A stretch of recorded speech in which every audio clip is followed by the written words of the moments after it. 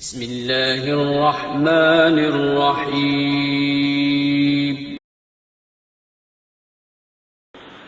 روزے کے بارے میں جو سوال بہت زیادہ پوچھے جاتے ہیں، الٹی آ گئی ہے، ابکائی آ گئی ہے، اس سے روزہ تو نہیں ٹوٹا، انجیکشن لگانا ہے، چوٹ لگ گئی ہے، خون نکل گیا ہے، خون لگانا ہے، انہیلر لینا ہے۔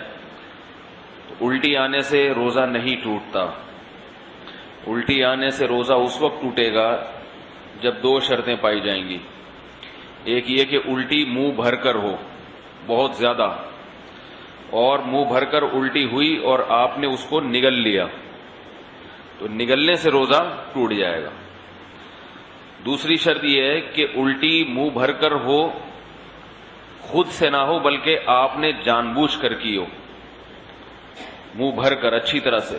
منہ بھرنے کا مطلب یہ ہوتا ہے کہ اتنی زیادہ ہو کہ آپ اگر روکنا چاہیں تو وہ روک نہ سکیں، اس کو منہ بھر کے کہتے ہیں۔ ورنہ اب منہ ہر ایک کا جو ہے کیونکہ وہمی لوگ جو ہے نا، پھر وہ وہمی لوگ جو ہے نا وہ تنگ کرتے ہیں۔ وہمی کہتے ہیں اب مجھے پتہ ہی نہیں چل رہا کہ میرا منہ بھر کے ہوا ہے یا منہ تھوڑا ہوا ہے۔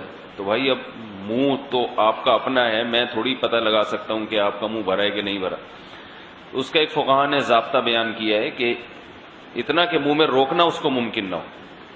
تو چھوٹی موٹی ابکائیاں آتی ہیں، چھوٹی موٹی الٹیاں آتی ہیں، یہ اگر نگل بھی لیں تو بھی روزہ نہیں ٹوٹتا۔ ابکائی آئی اور آپ واپس لے گئے تو نہیں ٹوٹتا۔ تو منہ بھر کر ہو اور آپ اس کو نگل لیں، یا نگلیں تو نہیں لیکن وہ منہ بھر کے خود سے نہیں ہوئی بلکہ آپ نے حلق میں انگلی ڈال کے قے کی ہے۔ تو عام طور پر ایسا کوئی کرتا نہیں ہے روزے میں، اس لیے اس کو اتنا بیان کرنے کی ضرورت بھی پیش نہیں آتی۔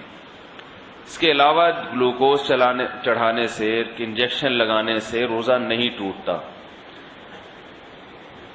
روزہ ٹوٹتا ہے کھانے پینے کے، ناک کے راستے یا منہ کے راستے کوئی چیز پیٹ کے اندر جائے، یا مقعد کے راستے کوئی چیز پیٹ کے اندر جائے۔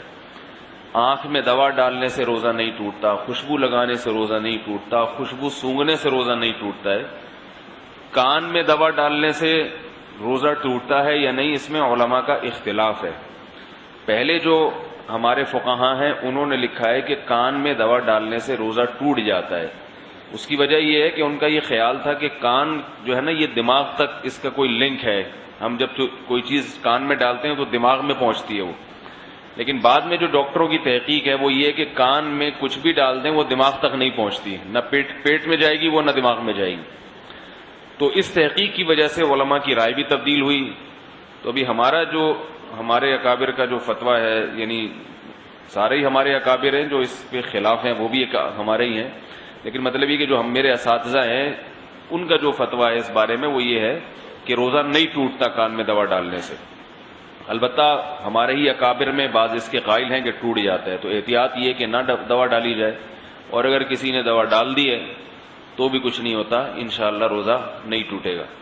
آنکھ میں دوا ڈال دی اور اس کا اثر گلے میں محسوس ہوا تو بھی روزہ نہیں ٹوٹتا، سمجھ رہے بات کو؟ تو سر میں تیل لگانے سے روزہ نہیں ٹوٹتا، احتلام ہو جانے سے، نائٹ فال ہو جانے سے روزہ نہیں ٹوٹتا۔ زوجہ کے قریب کوئی شادی شدہ آدمی گیا اور ڈسچارج ہو گیا تو روزہ ٹوٹے گا، ڈسچارج نہیں ہوا تو اس سے بھی روزہ نہیں ٹوٹتا۔ اور یاد رکھیں اگر اس نے ہم بستری کر لی تو پھر جو ہے روزہ بھی ٹوٹے گا اور 60 روزوں کا کفارہ بھی ہے اس کے اوپر۔ زوجہ سے ہم بستری بالکل حلال نہیں ہے روزے کی حالت میں، اور ویسے جان بوجھ کر روزے میں کھا لیا تو بھی روزہ ٹوٹے گا بھی، اور 60 روزوں کا کفارہ بھی ادا کرنا پڑے گا اس کو۔ تو رمضان میں کھانے کی اجازت نہیں ہے روزے کی حالت میں، روزہ ہی کیسا جس میں کھانے کی اجازت ہو، تو سزا بھی ملے گی، صرف روزہ نہیں ٹوٹے گا اس میں۔